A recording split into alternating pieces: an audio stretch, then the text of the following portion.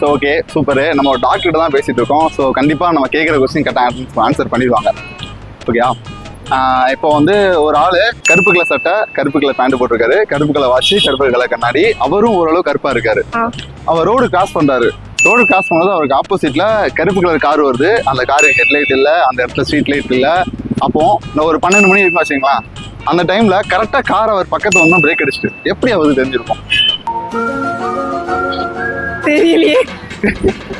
சும்மா யோசிங்க, எப்படி அவங்களுக்கு தெரிஞ்சிருக்கும்? ஏதாவது ஒரு ரீசன் இருக்கும்டா. கரெக்டா கண்டுபிடிச்சு அந்த டிரைவர் கரெக்டா பிரேக் அடிச்சிட்டாரு. எப்படி?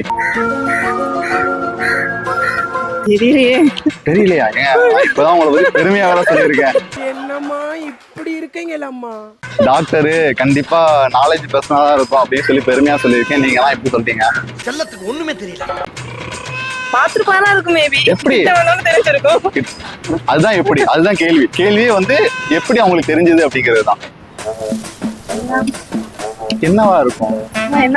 எக்ஸாம்ல கூட இவ்வளவு கஷ்டமா கேள்வி கேட்டது இல்ல, நீங்க இவ்வளவு கஷ்டமா கேக்குறீங்க.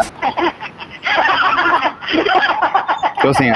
அரசியல்ல இதெல்லாம் சாதாரணமாப்பா. பிளாங்கால இருக்கு. நான் கடைசியா இப்படி யோசிச்சது எக்ஸாம் எழுத மட்டும்தான்.